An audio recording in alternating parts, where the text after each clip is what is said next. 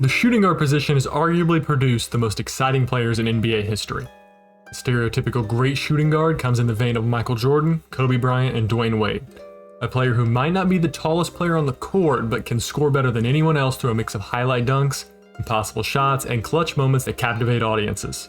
In the modern league, there is an up-and-coming shooting guard that many think will be able to fill a role similar to those aforementioned guards, and that is Anthony Edwards. At 21 years old, Edwards is already coming into his own as one of the better shooting guards in the NBA, and as of now, things only look to be getting better and better for Anthony, recently signing a major extension with the Timberwolves. However, he has some competition with some other top shooting guards like Devin Booker and Donovan Mitchell when it comes to being the best shooting guard in the league. Will Anthony be able to separate himself over the coming years and present the case that he will be the next great shooting guard in the NBA? Let's find out.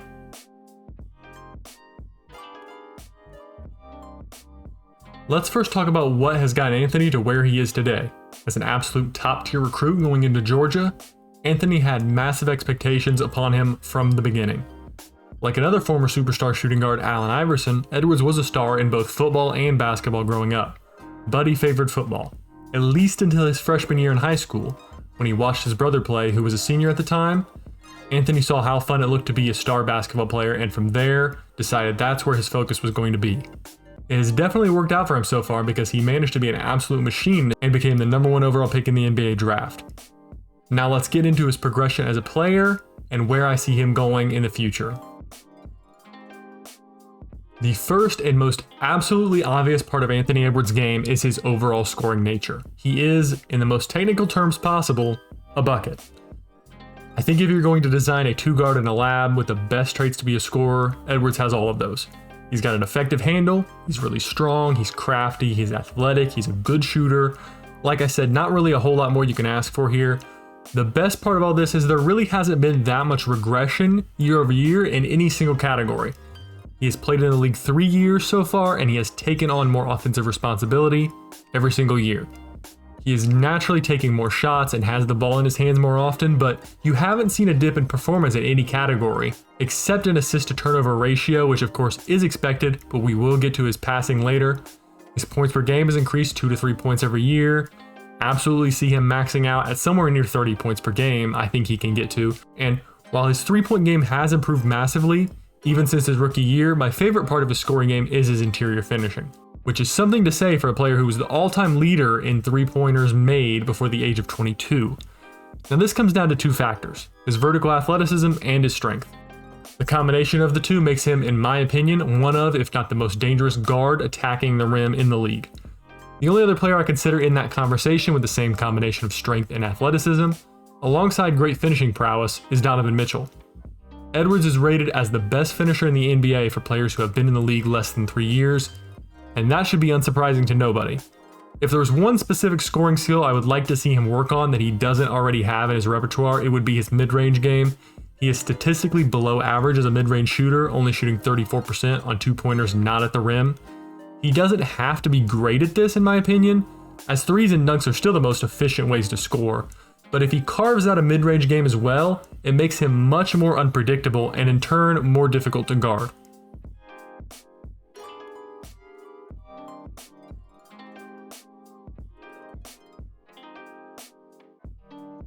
Now when it comes to playmaking, it's never going to be his job to be a pass-first guy.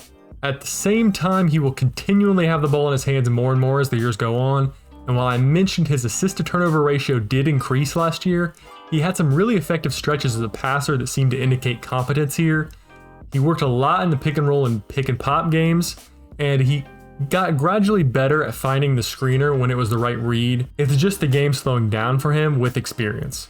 He's showing that while his primary offensive talent is scoring and not passing, he has the potential to be a really acceptable passer, and just making the right decisions to find open players is something that he has definitely improved at season over season. Defensively, Anthony shows a lot to like here. He has all the tools to be a great on-ball defender, and like most of the other traits Anthony has shown, he gets better all the time. Now, as a rookie, he was widely considered to be a pretty decent on-ball guy, but a pretty poor off-ball defender. Now most people consider him a very good on-ball player and a decent off-ball player. Like I said, the traits and athleticism are there. He's laterally quick, very strong, and often takes the right angles when guarding one-on-one on the defensive end. Off-ball, he's in the passing lanes more than before, And while there occasionally still lapses, I don't think anyone would consider him an off-ball liability. His talent has shown recently, especially when it comes to his active hands, as he was third in the NBA in steals for the 2022-23 season. He projects as a great two-way guard, which all the biggest all-time greats at his position before him were.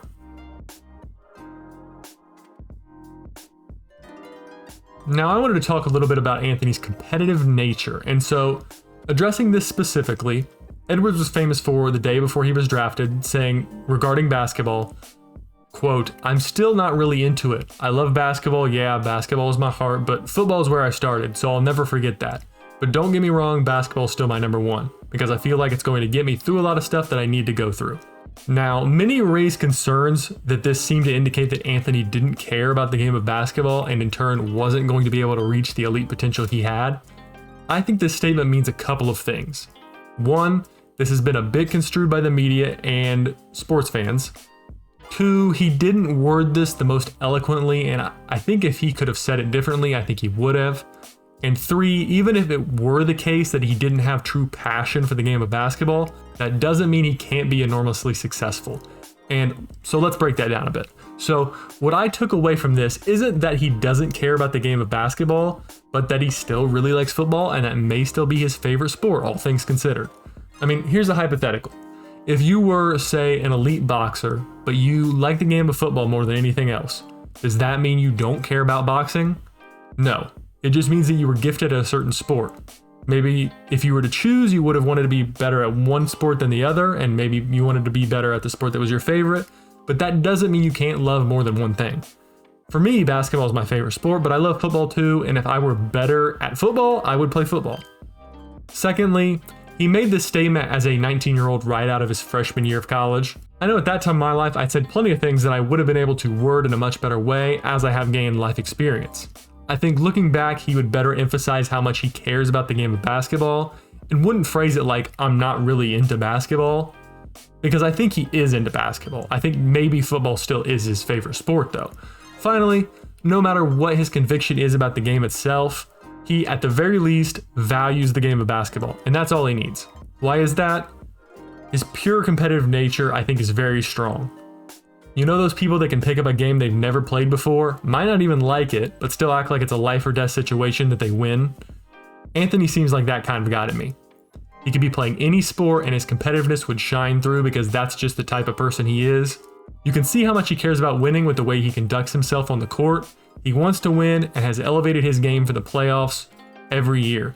His numbers over the past 2 seasons: in the regular season, he averaged 23, 5, and 4 on 52.8 effective field goal percentage. In the playoffs, 28, 5, and 4 on 55.4 effective field goal percentage. He scores more points on better efficiency. The guy is a big game player, and in my opinion, any team is lucky to have a player with that kind of mentality.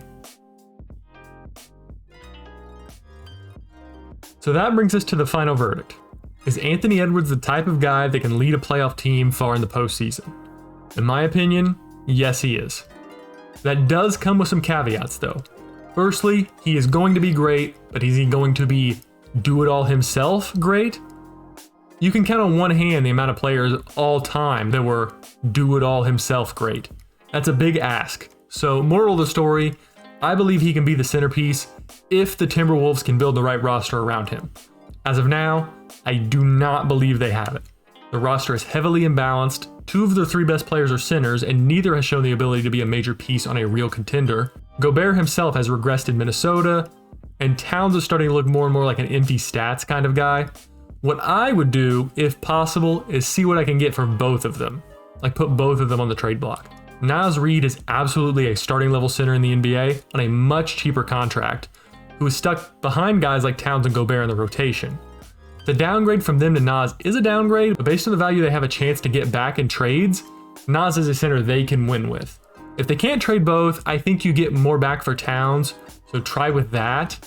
Try to recoup a little more young talent or picks, particularly guys that can score or run the offense that fit with Anthony's timeline.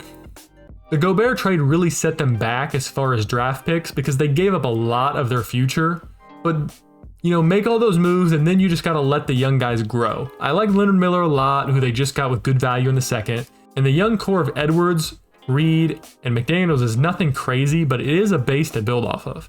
I don't think they're only a year away or even 2 years away, but retaining Edwards is the first step in the right direction for the Timberwolves.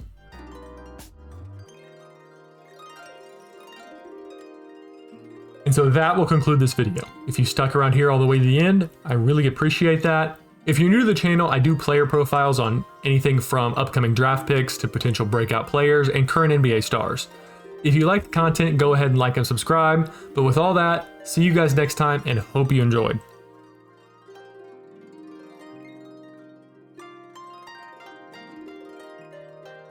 Hey, thanks again for watching this video. If you like what you saw, go ahead and click on one of these videos here to see more.